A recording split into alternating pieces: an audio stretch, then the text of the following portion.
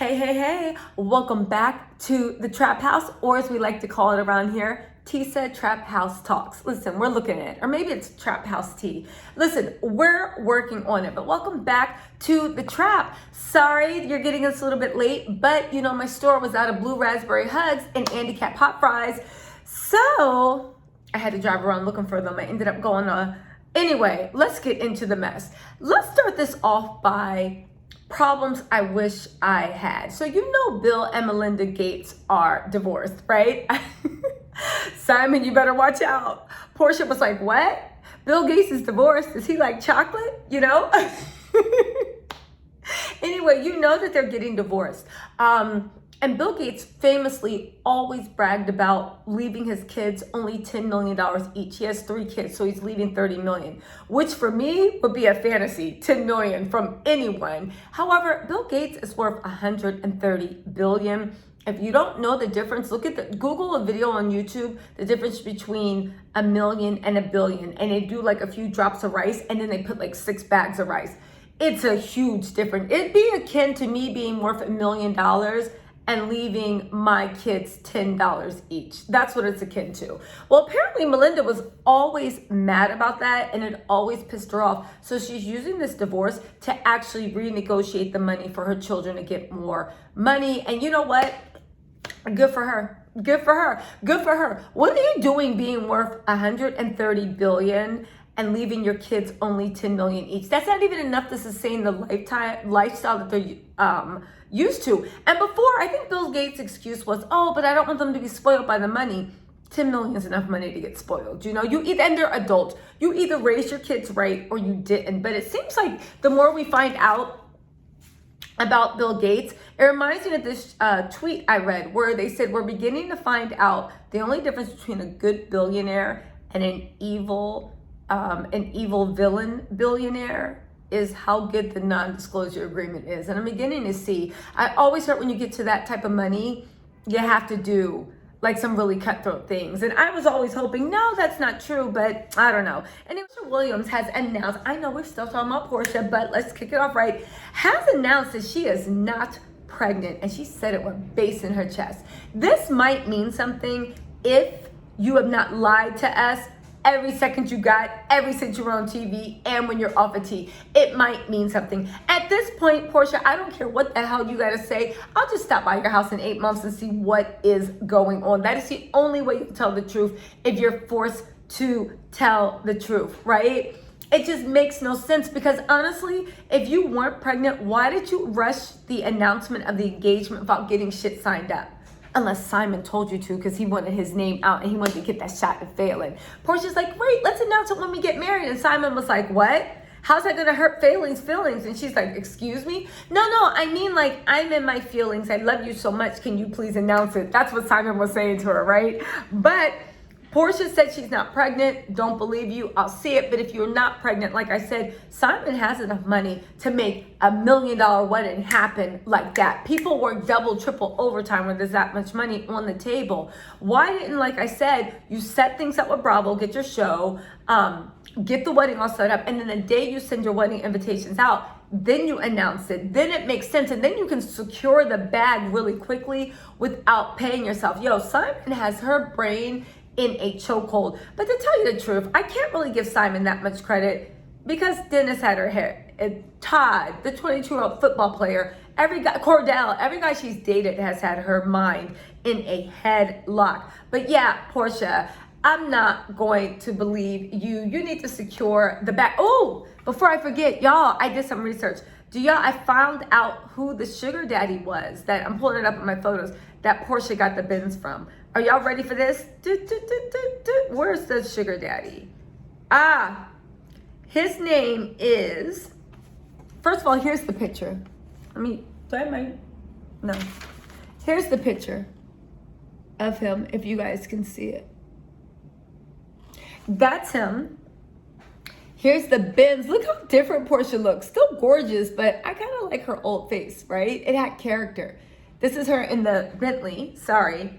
This is him, a close-up of her sugar daddy, right? She has a type. He looks like Dennis, looks like Simon. I wonder what Porsha's dad looks like. You know, is this some Michael Darby, Ashley Darby thing going on when you date people? But here's the thing. Do you know why they say he kicked her on the curb? Because she wouldn't stop posting pictures of the things that she bought him. And here is his wife. Here is his wife. She's gorgeous, but she looks like she does not play. And she's Nigerian. You know she's on some Disney villainous shit, right? Her name is Azzlia Banks. Excuse me if I'm pronouncing that wrong. Azzlia Ebagua. Banks. And yeah. Mr. Bear, he is, I think, number 1 or 2 in the wealthiest oil tycoons in Nigeria, named by the Nigerian magazine. So you know he's sitting on money.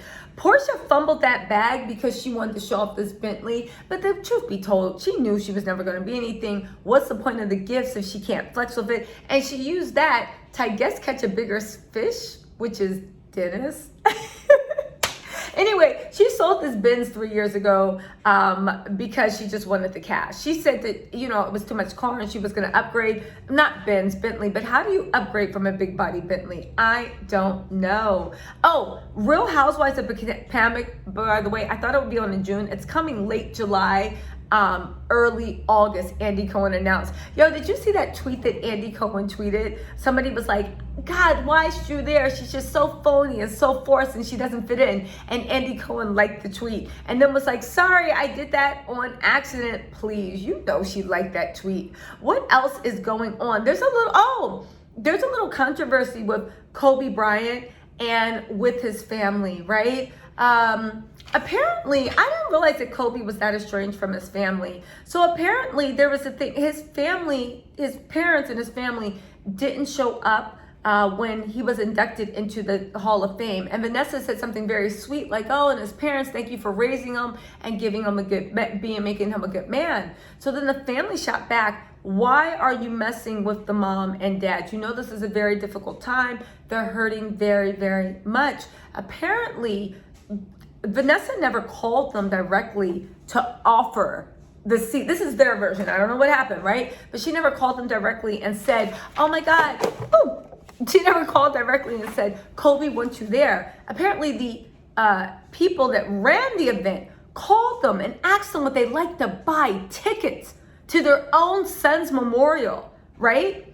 They declined because to their knowledge, they didn't think Kobe or Vanessa wanted them. But Vanessa said in the speech that Kobe let her know a few days before he died that since he was going to be inducted, he would like his parents there because his parents did help him. And of course, when his sister's there. But they decided not to go. I just think it's so odd that as much money as Vanessa has, that from the life insurance, from what Kobe had, from all the things, and they did raise them, unless they were complete narcissist, psychopath parents, why didn't you just invite them? At the very least, fine, make them pay for their own accommodations, but you made these people buy tickets to their own son's honor memorial. I don't know. It seems very, very odd to me. Just super, super odd. Oh, Nene, yes, Real Housewives, Nene gifted a restaurant to her son. She gifted a restaurant to her son. Y'all, you know what that means. You know, if you're from where I'm from, when parents start putting things in kids' names, it means that I owe water or I owe light or I owe like electricity. So let me put this in the kids' names so it doesn't get off. It's giving very, oh, if it's in Lanithia's lounge, the tax man might come in. Now, again, maybe she's trying to pass on generational wealth, maybe, but if you are still there and you are still managing and you are still running and you are still hosting, then you gave it to your son in name only, which makes me think, does Nene owe money? Is she having money problems? Because this was definitely some hood money problem mess, putting stuff in your kid's name. Yo, I did, if you guys watch Married to Medicine, I would give you Married to Medicine tea, but instead, why don't you just go check out my review for Married to Medicine? Please, please, please, please, please, because yo, Dr. Heavenly did Toya so dirty, just so dirty. Let's see. Erica Mina shares that she and her husband Safari's home was allegedly broken into over the weekend. She shared pictures on her page on her page of two alleged suspects inside her home, and a photo of one of the alleged men with Safari's chain with their daughter Safari's face on it. Yo, what were you doing? And they're offering a $20,000 reward for anybody who can give information. I don't understand these people. Do they live in like a gated community or something? What, that chain looked like it cost serious money. Why would you have jewelry that expensive in your house? You know, it's almost like, it's not that you're begging for something to happen. That's not it. But you're increasing the odds that something will happen. You're increasing the odds. If I had all that jewelry, I would let them know, even if I was wearing worse shit. I'd be like, this is all fake.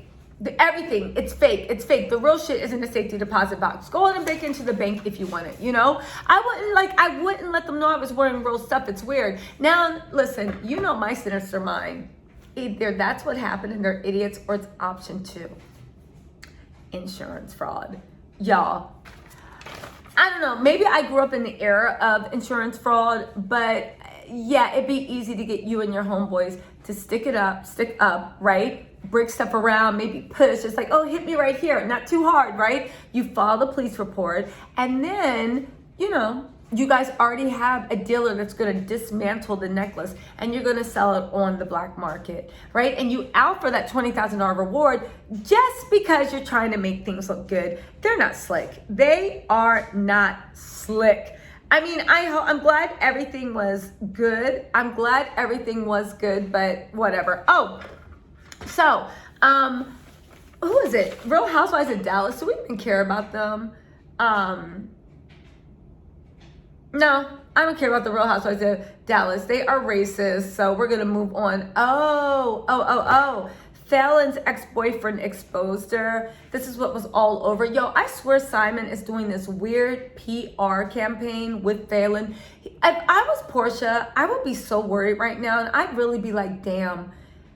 Because here's the thing, the opposite of love is not hate. The opposite of love is indifference. And Simon is not indifferent to Fallon. Her ex-boyfriend now came out and exposed her. But all he did was just talk shit from like 10 years ago. Boy, who cares? Yeah, not her ex-fiance or ex-boyfriend. Boy, who cares? Who cares? Who cares? That's like interviewing one of my ex-boyfriends. Like, get out of here. Who cares? You were left with all your limbs and everything else intact, and your bank account was fine. So, like, boy, get out of my face. But you can tell that this is Simon paying people off to go in the media and say disparaging things about Fallon. Everybody keeps talking about that prenup, but the more and more I see about how dirty Simon's playing, the more I think that that prenup was voidable for certain reasons, maybe even adultery. I could be reaching, but I really, really feel like there is something there. Y'all, also, did you hear about the Travis Barker and Kim Kardashian? So Travis Barker was a drummer for Blink-182. He was in this helicopter accident with a bunch of friends. He was like one of the only people to survive, and he went through painful therapy for months and months, right? Now, he's the drummer for Blink-182. Where are you? And I'm so sorry. I cannot be denied. I'm missing you like always. This week, I'm messing up the words. Don't waste your time on me. I'm already the voices in my head. Listen, he's really, really, really deeply in love, as far as I could tell, with Kourtney Kardashian, right? That's the oldest sister, Kourtney, the one that looks most like Kim's old face, by the way. But apparently, he used to date Kim Kardashian back in 2007. Yo, they just roll different in Calabasas, but I can't imagine dating someone that had the biggest crush and dated my sister in 2007. It's just no. Because here's the thing. One, he says that he met her when she was a Paris Hilton's closet organizer, dresser, whatever she was. That's where she met her, and he said he couldn't keep his eyes off of her. He loves curvy girls, and they started dating. But he claims in the book that they never slept together, because he said that even though he started dating her right after Ray J's sex tape, okay, Travis, right after Ray J's sex tape, she brought out the gentleman in him, and they never actually did the deed, but he was had a super huge crush on her, and it just never went anywhere. What? Look at me doing charade. Did y'all see that meme when who was it? Porsha, Kenya was like, "This is charade." And that is what Sheree sounds like when she is arguing. But that's how I was like, what? So anyway, and I came out because Shona Mokler, who is his ex, they fight like cats and dogs. Her and Travis, they are that couple at 60 years old that's still going to be fighting. It's like, for God's sakes, get back together or something. Can y'all leave us out of your mess? But anyway, she was the one that let it go, that her daughter found text messages between him and Kim and alerted her to what was going. And she said they absolutely had a sexual relationship. So that's the weirdo stuff. But you know what? It's not the first time I've heard about the Kardashians being involved in weirdo shit. So I'll take it with a grain of salt. Toya and Quad, I would get into, but go on and watch my Married to Medicine review. Heavenly is literally... she is an agent of mass destruction, an agent. Nicki Minaj and Azzlia Banks. Azzlia Banks accused Nicki Minaj of being on drugs. I know, pot, meat kettle. Azzlia Banks not only is on drugs, but she started to get that cocaine skinny that she was a while back, allegedly. And she's starting to act like it, right? But Nicki was on live and she kept sniffing the whole time. I thought it was from allergies, but then again, I don't engage in drugs. Here's the thing with Azzlia Banks.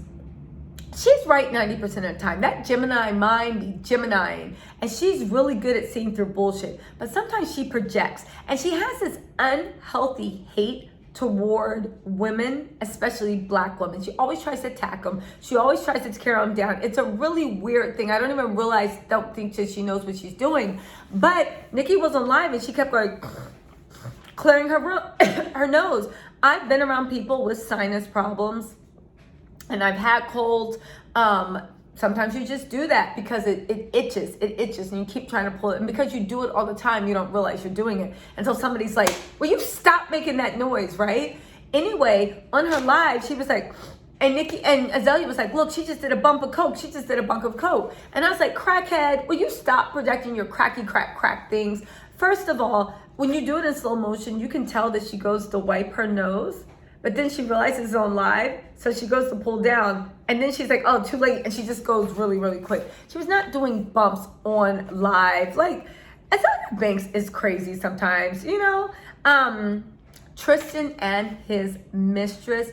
Tristan is suing his mistress, not the one you think, but there was another girl that claimed that she was pregnant by Tristan. Tristan took a DNA test, found out the little boy was not his, but then she countered and said, nah, ninja, because the DNA place we used was familiar with the Kardashians, and I don't trust that they gave me unbiased. Take one more test. He refused. Funny thing though, he refuses to take another test to make this go away, because I would have made that go away real quick. So maybe there is some truth in what she's saying, but he's hitting her back with a $100,000 defamation suit, saying that she knew the whole time that that wasn't his kid and she just saw it. Listen, Tristan's not suing anybody. This is Khloe. Khloe, come out from behind that clown tree, right? Excuse me, Khloe, come here. Come out from behind the clown tree.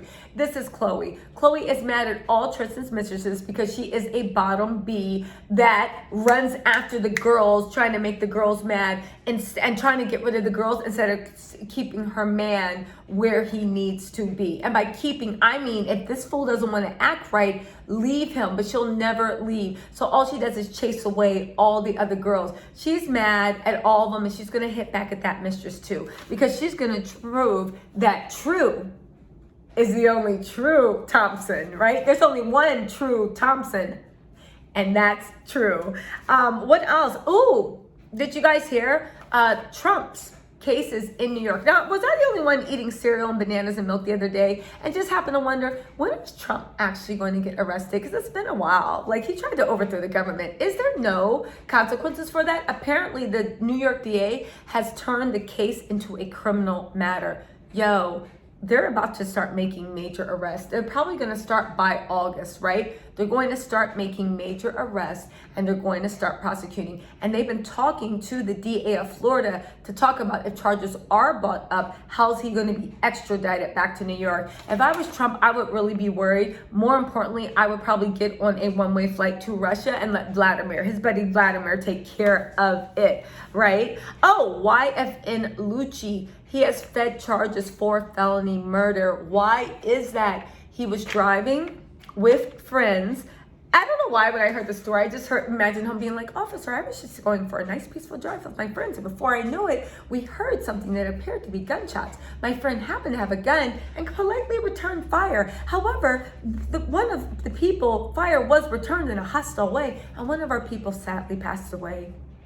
I don't know why it just seemed like FN, stop it. But apparently he has federal charges for felony murder. Now, for those of you guys that don't know, felony murder is when you are involved in a crime, right?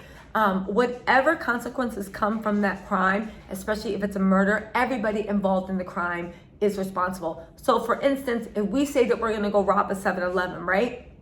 And we're like, yeah. And then you decide to go into a 7-Eleven and start shooting reckless, and for whatever reason, murk the cashier, right?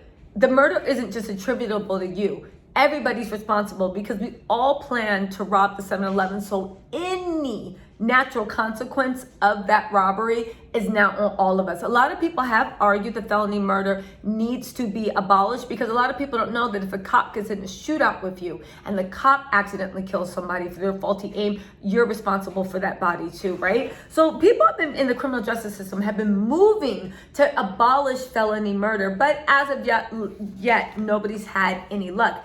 Anyway, YFN LUCCI, he was driving with his friends, shots out. Some people opened fire on, this is his version, I don't know if that's what happened. Some people opened fire on their car, and luckily one of the people in the car was able to return fire.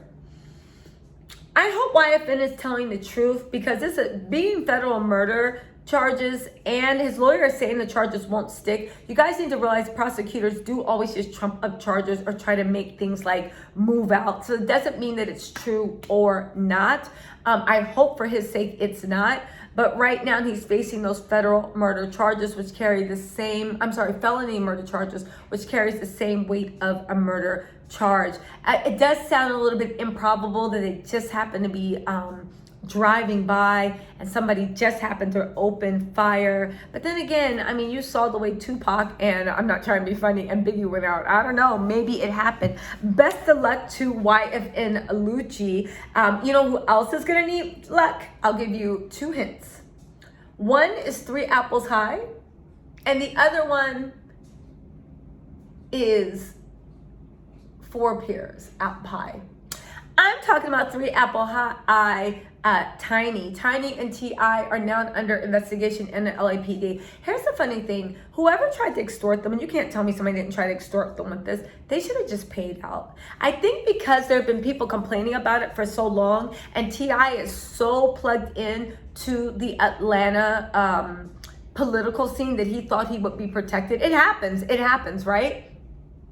Apparently, one of the victims is from California. The assault occurred in California, so legally they could bring that forum to California. TI doesn't have pull in California. He just doesn't, right? I know that for a fact. He doesn't have pull in California, not like he does in in Georgia. So now that case is being opened. Allegedly they did horrible things to that girl, but it all sounds like there are other things that they did. They did have an open case in Vegas, but it got thrown out because of the statute of limitations. It was too old, so they couldn't prosecute it, and the judge refused to extend the statute of limitations. However, the girl in California is on it. Tiny and TI should be really, really scared. I know they keep trying to say, oh, y'all just Tiny. Y'all just want, I can't even speak like Tiny. Y'all just want money, right?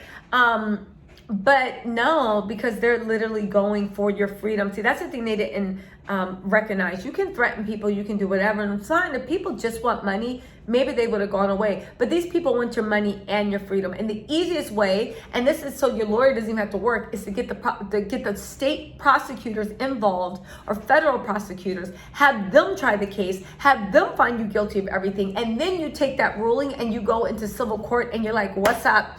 I'm suing them because they raped me. And you can even get a summary judgment where it's like there's no legitimate dispute of facts, because another court that has just as high or higher ranking has ruled, yes, these charges of sexual misconduct are true. So all the judge has to do is rule on how you're actually going to be paid off, you know.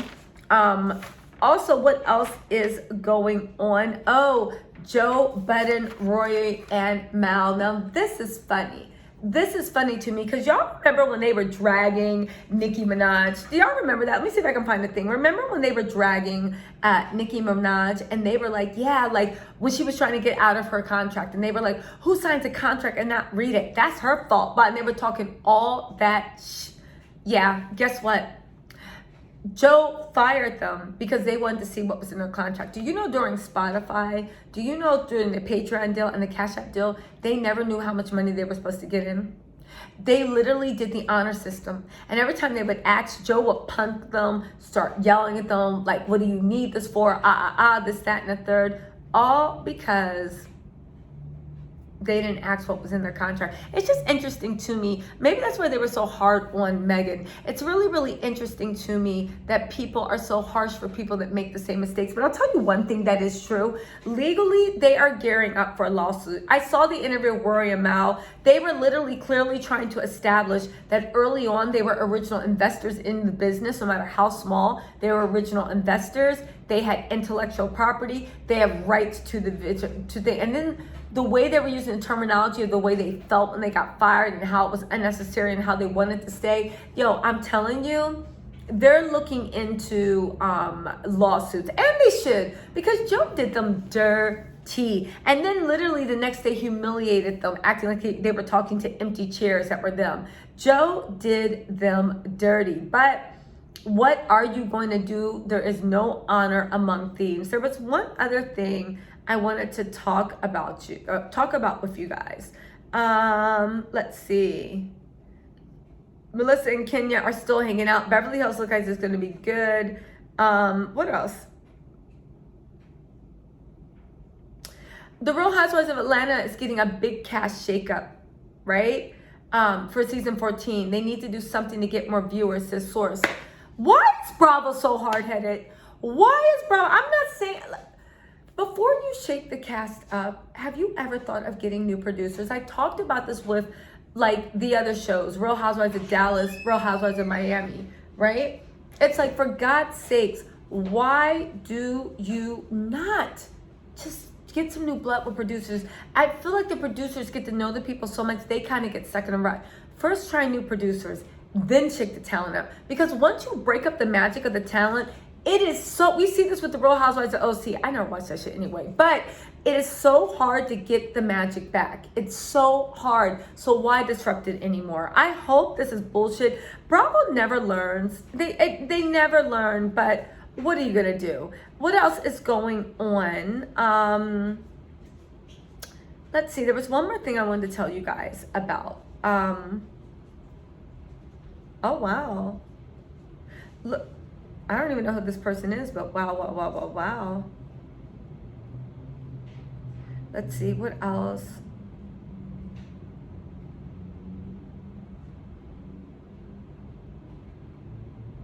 Oh, Kenya Barris and Eva Longoria are reportedly teaming up for a Brownish series about a modern Latina family or Latinx family. Girl, I guess.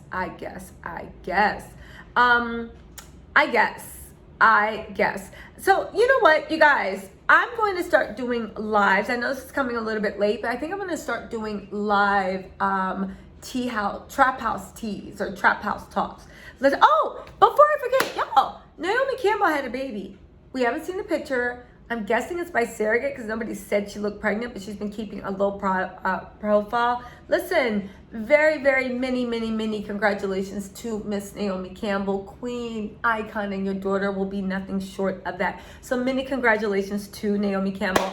All right, y'all, I'm about to get out of here. The next one of these will be live. It's probably going to happen either Wednesday, Thursday, or maybe even Friday night. I don't know whether evening or day is better. Why don't you guys hit me up in the comments and let me know? And I'm almost done with these special videos I have for you guys that we can like laugh the night away. All right? All right. Talk to y'all later. Bye. See, this is why I need the like, comment, and subscribe because I can't even figure out how to turn this button off. God, bye y'all.